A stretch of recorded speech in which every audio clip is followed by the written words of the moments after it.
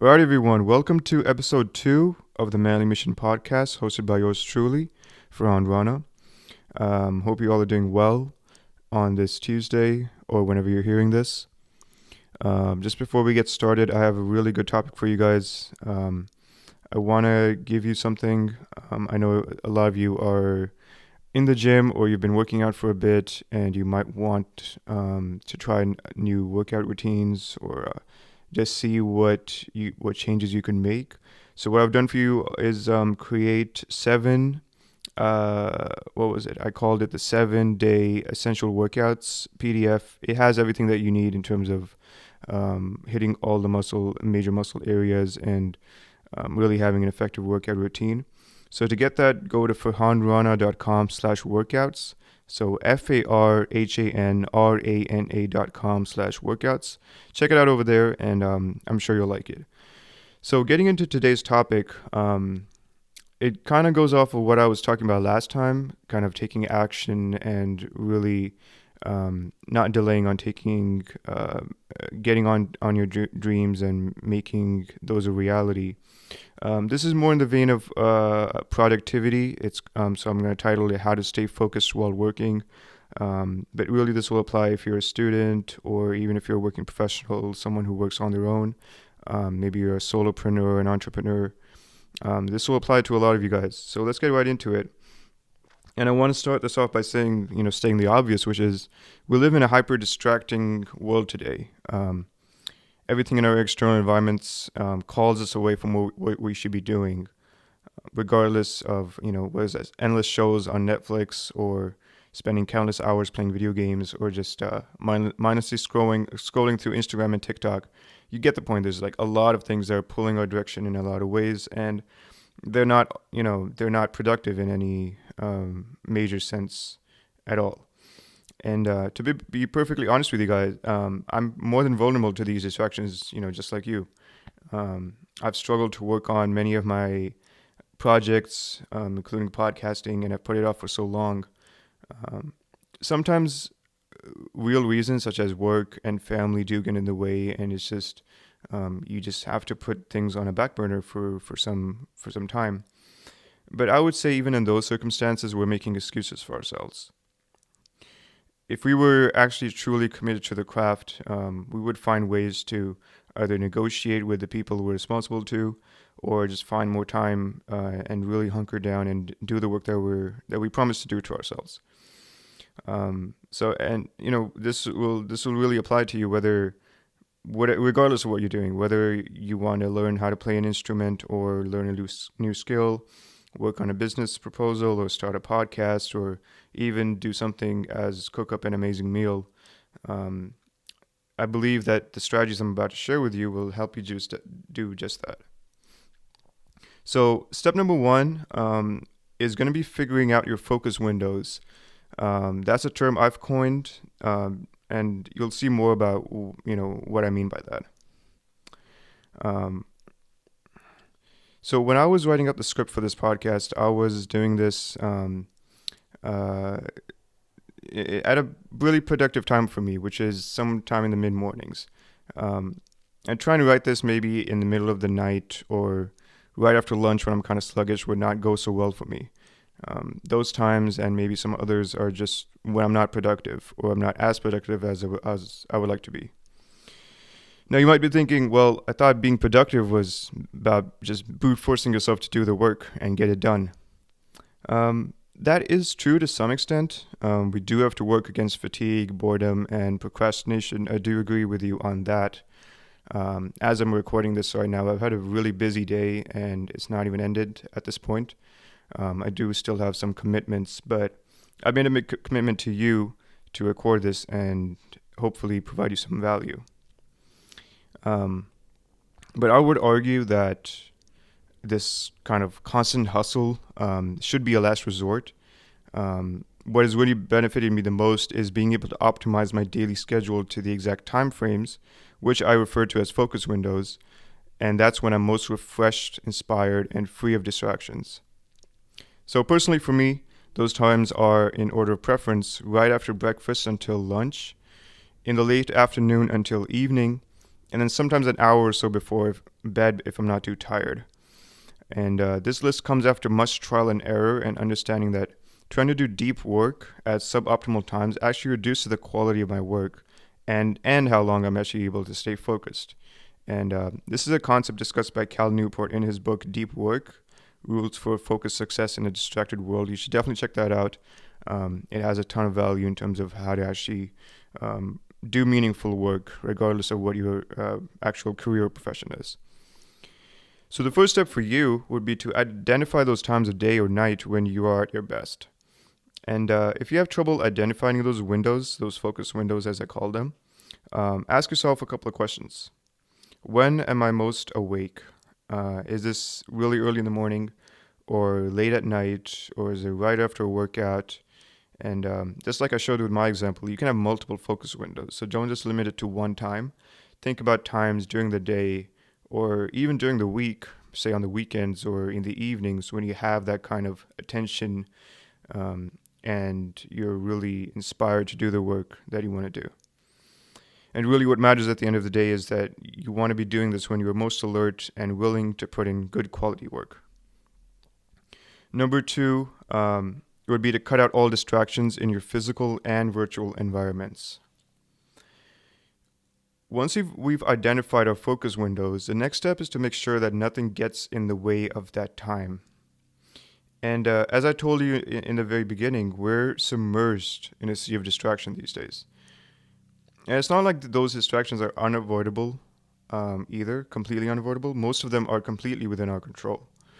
So here's how I take care of distractions in my physical immediate environment. The first step that I take is when I'm getting into my focus window is to find and work in the most optimal physical environment for me. So in my case, that would be working at my desk in my room. And I make sure that the room is free of clutter, it's well lit, and my desk has everything that I need. So my computer, my water bottle to stay hydrated, a notepad for any notes I need to take. Number two, have everything you need at your working station. You can apply this to whatever you're doing. And for me, it would be really counterproductive for me to get up every so often just to get water, to find a pen or anything else that I might need. Figuring out all the stuff you need prior to getting to work is key, and what helps me to stay focused for a long time without having to get up so often. So really think about what you need and really have that all set up. And number three is letting other people in your immediate environment know that you will be working.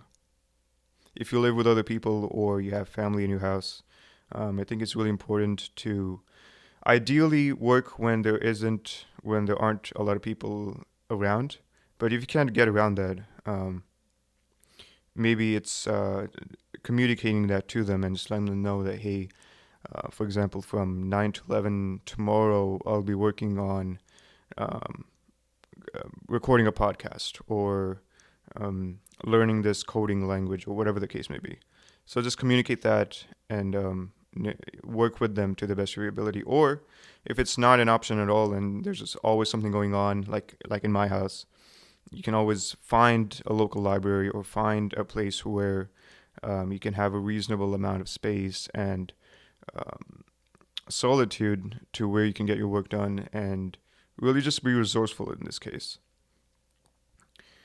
Now, I mentioned that we should take care of our physical and virtual environments. So coming on to virtual,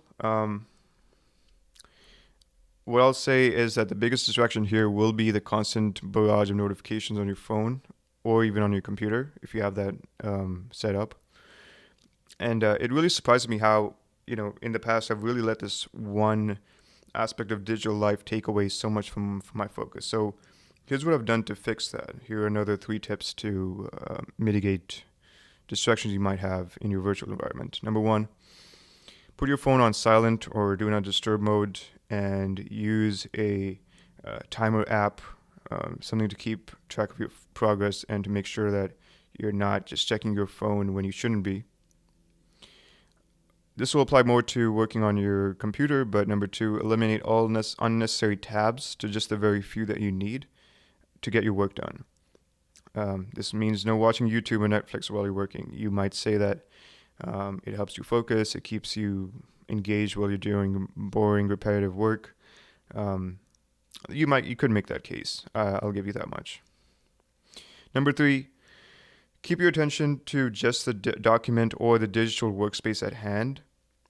Sometimes, in my case, I'll need to go back and forth between tabs, but try to reduce this as much as I can so I don't mess up my focus too much.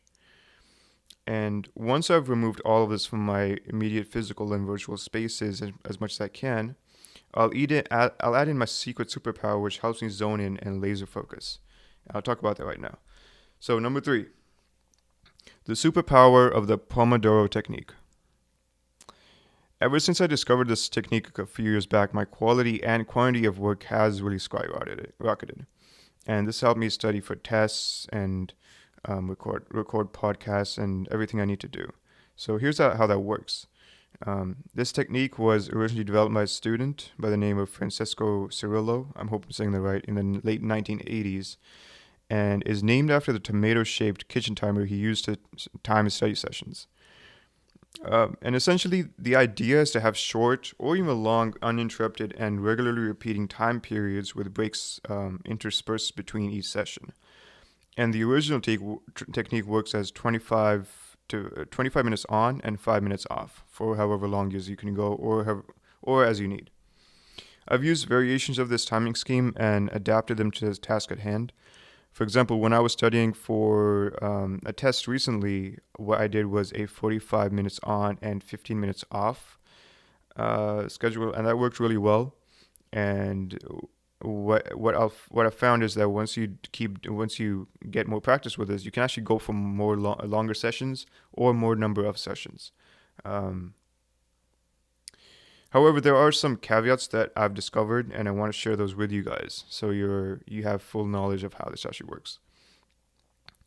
First off, if I'm really going to be focused on writing or anything that's really deep work and suffers from any kind of distractions, what I'll do is I will have a timer on, but I'll make it long enough to the point where I'll get tired at some point during that Pomodoro session, if you want to call it that.